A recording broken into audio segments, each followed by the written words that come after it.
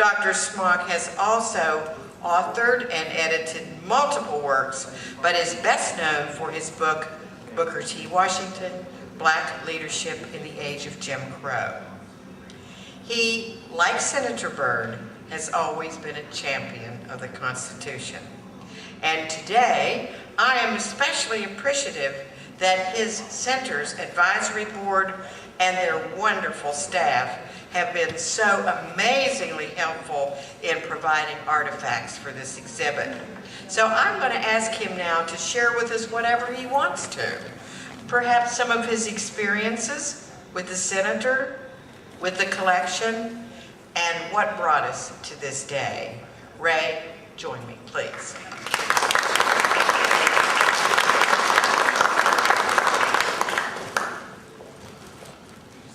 Thank you, Madam Secretary, and it has been absolutely a delight to work with you on this project. And also, let me say that the state of West Virginia could not have picked a better chair for the sesquicentennial celebration, and it's been going splendidly. The fireworks last night were amazing. If you haven't seen those yet, you have 2 more chances at that.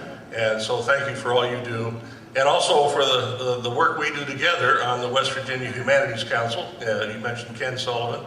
I have the pleasure to work with that group as its president right now. And the work we do around the state and the chance to get around the state and see everybody has just been absolutely delightful.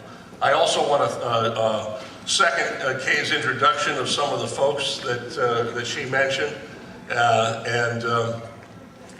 And say, to start out, that one of the things we're doing is interviewing people who were friends of Senator Byrd and who knew him well.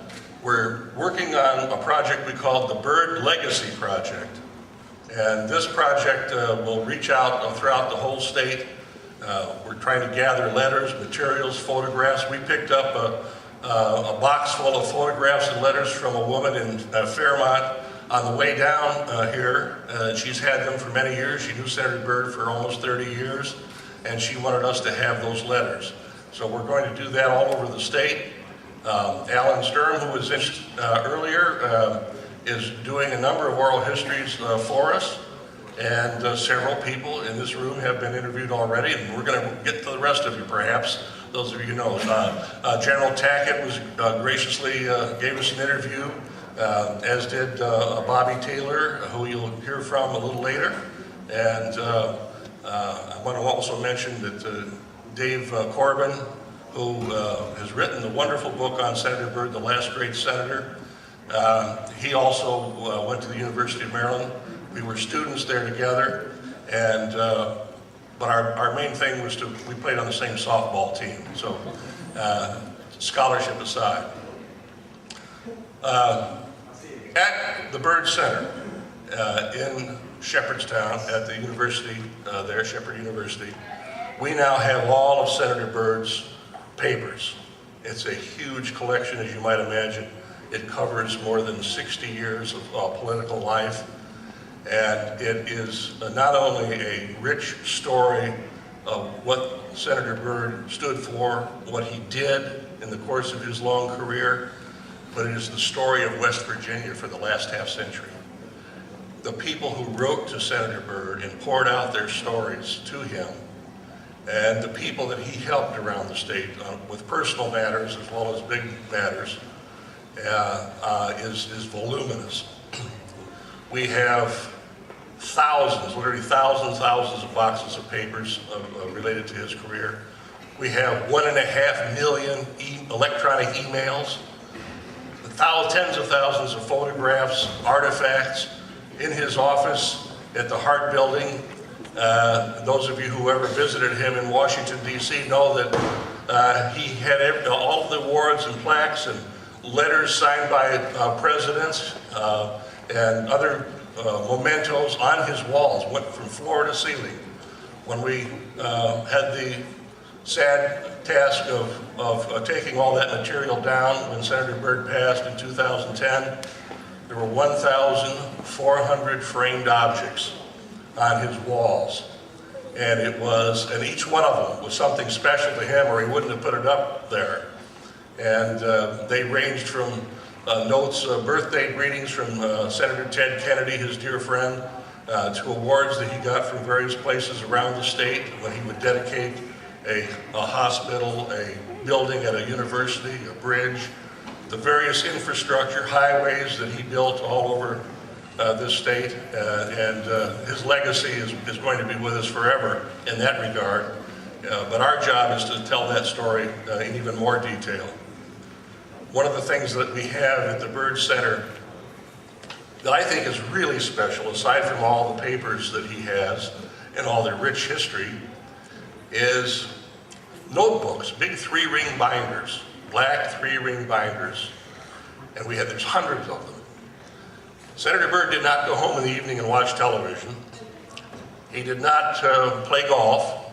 He did not go on the party circuit at the Capitol with his fellow colleagues. He was there working, and his was the last light to go out usually at night when the Senate closed down. But he would take home these binders, and they would be the histories of the Roman Senate. They would be Cicero, Thucydides, great historians of the past. And he had photocopies of those in 3-ring binders. He didn't want to mess up the original books. And he would underline passages and underline and read. Sometimes he would write in the margins, memorize this. And he had this magnificent memory, as many of you know. I don't know if he had a photographic memory. I'm not sure what that is. I know that he committed poetry, music, and the Constitution, the Federalist Papers. He committed many of those things to memory and used them as an orator would. He was a great orator, and that's one of his enduring qualities in the Senate, that he was truly someone who took his words when he was on the floor seriously. So all of these books represent his study, and you could see him working because you could see his notes and what he said in the margins and all these things. And then from that, he wrote a history of the Roman Senate. And in that history, he delivered those speeches on the floor of the Senate. It was later published as a book. He went onto the floor of the Senate and gave those from memory, citing dates, citing history from ancient times. Now, why would he do that? He understood what the Senate, the U.S. Senate, meant to the United States and what it meant to the Constitution. And he looked into history to see what happened to the Roman Senate so that it wouldn't happen to the United States Senate. And he was cautioning his fellow senators, do not ever give up the power of the purse to the President of the United States, because the Senate and the Congress need to have that power of the purse, because this is the way the Constitution said it. Well, he just didn't give up and give a speech about that. He wrote a book about it, delving into the history and delving into the past. And that is the kind of work that he did, and we see that all the time through everything that he touched and that he worked on. And he never forgot West Virginia a single moment.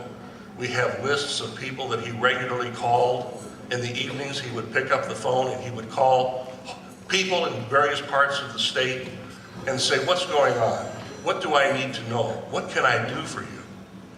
And this is how he spent his time.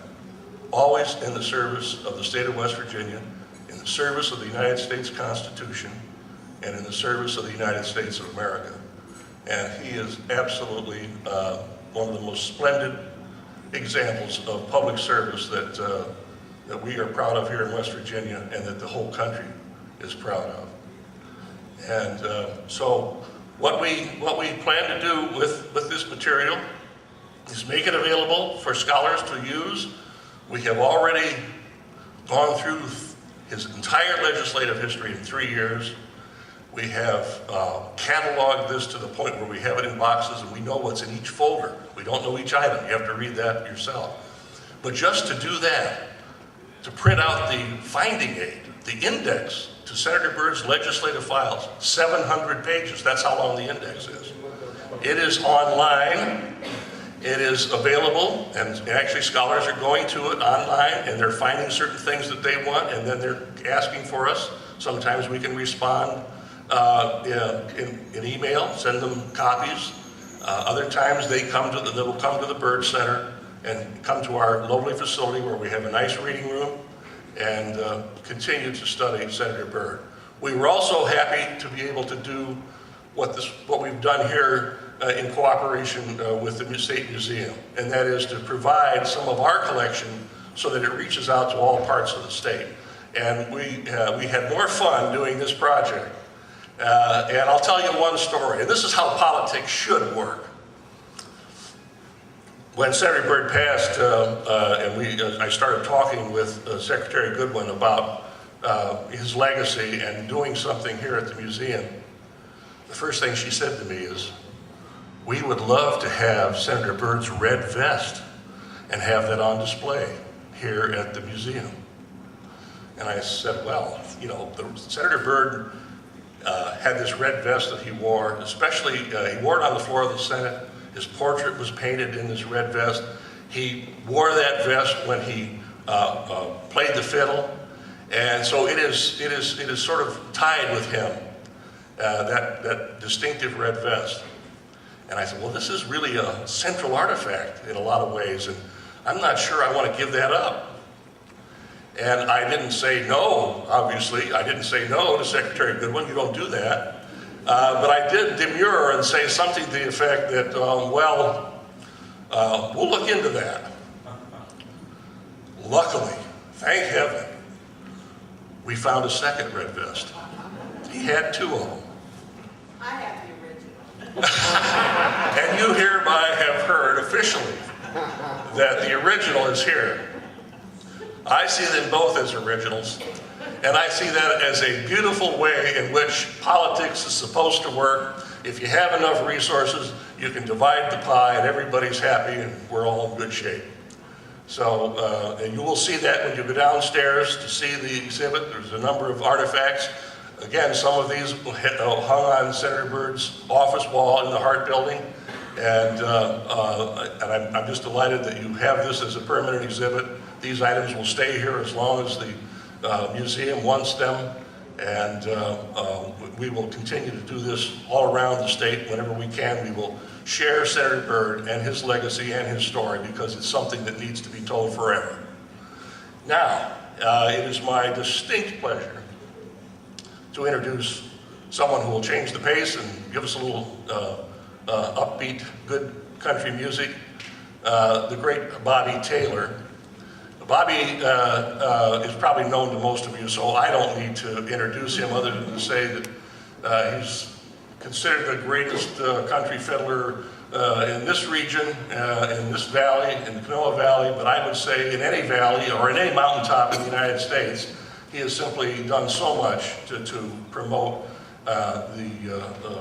keeping alive the wonderful fiddle music that Senator Byrd loved so much, that was so important in his life. We have all of Senator Byrd's country recordings, not only the ones that he made, but the ones that he collected. He had a huge collection of 33 and some 78 RPM, 8-track tapes going way back. We got it in all media, all country music, and that's what he listened to on his little stereo. And he did have an 8-track tape player in his house, so he could still play the old stuff.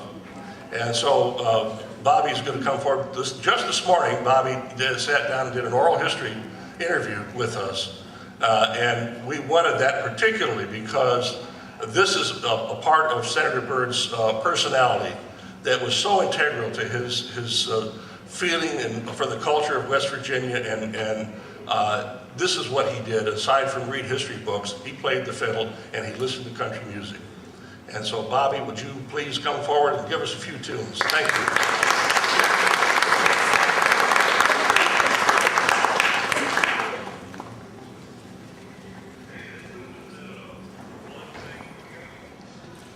Senator Byrd was very special to me. In the last years of his life, I played a lot of events around West Virginia and even in D.C. And in 2008, when he got the Perry F. Harris Award, I called him about a week before, and he said, I said, Senator Byrd, are you coming to Nashville to get your award? And he said, yes, I will come under one condition, if you play me Redbird. I said, okay. I was judging the Grandmasters at the time, and they brought me out of the judge's room, and there I was, all tense from judging and all that. Come on the stage to play. I was in far better shape to play that day than I am right now. Christmas Day, I passed out and ended up breaking the tendon in my left noting finger. Here I stand before you today to play Redbird. I feel substandard to do that, and he deserves better than I'm going to hopefully I'll get through it, but the finger's rather stiff at being out of the splint, but I'm going to try to play you Senator Byrd's tune that I played that day without accompaniment, so you'll hear all the mistakes. But he loved this tune, and it's on his recording. So this is one called Redbird.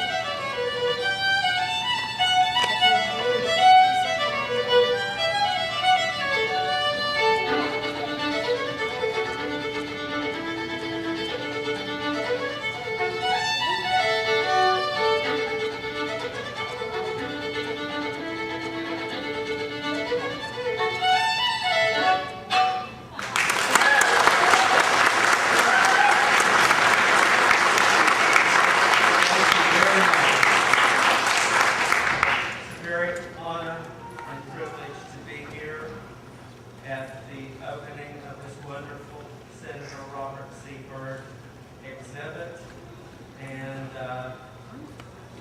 thanks to Secretary. Am I in your way here? And enjoy the exhibit.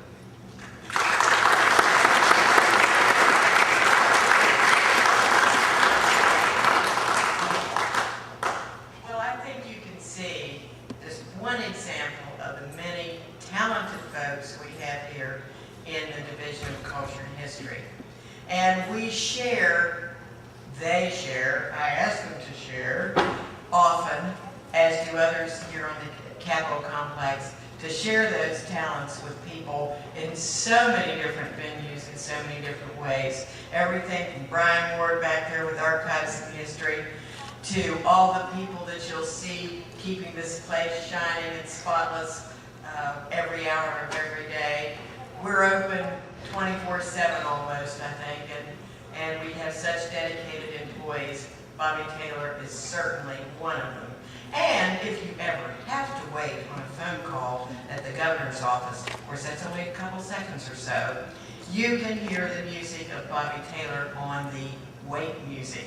So if you want to call and just make a phone call and just say, "I'll wait," you can hear Bobby Taylor. We're so, so very proud of him. He's never turned me down for anything I've ever asked, and I know he never turns down anyone else who asks for his help, his knowledge, his talent to make their lives better. So he's just one of them, just one. And another one is our wonderful director of museums, Charles Morris. Charles, I'm told, was the person who carried from the basement of the Capitol building the first and then ensuing every object that came to the State Museum. Now, he doesn't look that old. After 62,500 objects, but he is a true resource to this state and indeed this nation, as is Bobby with his talent, sharing with our citizens and everyone who inquires, asks, needs, his knowledge and his talent at keeping, preserving, and truly exhibiting beautifully, working with his staff, all the great things we have brought into the collection. I don't think we ever get rid of anything, do we, Charles? No. You can't. I mean, I think Charles is the original person in shredding. In any case, he has brought all of it together in our wonderful State Museum. And Charles, will you come and share with us just a little bit about, did you bring David Husband, are you going to talk about David Husband and his talent in creating the exhibit to match what we had? But here's Charles Morris.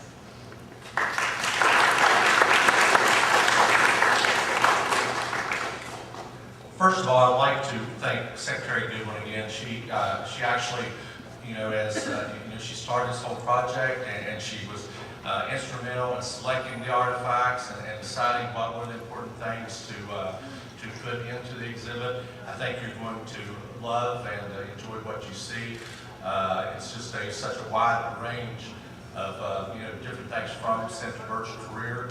Once we get finished sharing stuff, you go downstairs and see it. I hope you all enjoy it. It brings back some memories and everything. But I thought, is David Husband here? I thought they would be here, but He's out working. yeah, he's out on that. But you're going, just like the Capitol that is behind you, David was instrumental in laying it out and making the case for downstairs. And this case is opening today, 2013, but we have such a talented staff here that they were able to match exactly when the museum opened in 2009, so you cannot tell any difference. So again, that y'all came, and the creativity here is just unbelievable. I mean, David and they can use any type of styrofoam and stuff to make any type of case, any type of mounts.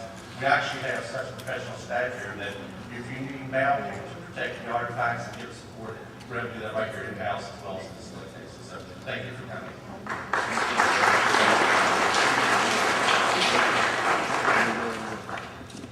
And now, because I didn't get to say enough nice things about him yesterday because he was out working, he is the parade chairman for the sesquicentennial. He'll probably tell you how many units are in the marching array that we're expecting Saturday morning. But out all over the state, certainly in the sesquicentennial year, but in so many arenas, talented opera, singing, sharing those musical talents with people, his knowledge of and love for the state of West Virginia, the way he shares what he knows and what he does makes smiles come to people's faces all over our state. He is our enthusiastic, effervescent, ever-ready Commissioner of Culture and History, Randall Reed Smith. I'm going to go behind you. And he is You're the best. Thank you, Madam Secretary, for those kind words. This has been an incredible week. I think we'll all say that. And I was reflecting this morning when I had the opportunity to share a moment with 70 ninth graders that we brought down from all over the state to hear their remarks about this week. And it was everything from the fireworks to how great our archives are. And so they asked me what I was most grateful for this week, and I want to say sincerely our staff. They have just been amazing, and they are truly creative. And I want to thank Dr. Slop for the exhibit. This is a wonderful way for so many people to remember Senator Byrd. Madam Secretary, thank you for your support always. Martha, our Deputy Secretary, always there. We are very happy to have you in our building. The one thing that Madam Secretary didn't mention is that Charles has been collecting since 1894. And he doesn't lose an artifact unless it's Marshall University, because he is true blue. But it's a wonderful building. It was built as the ultimate welcome center to West Virginia, and certainly the front door of the Capitol Complex. We are very happy to have you here anytime. The staff is always helping someone in some way, shape, or form.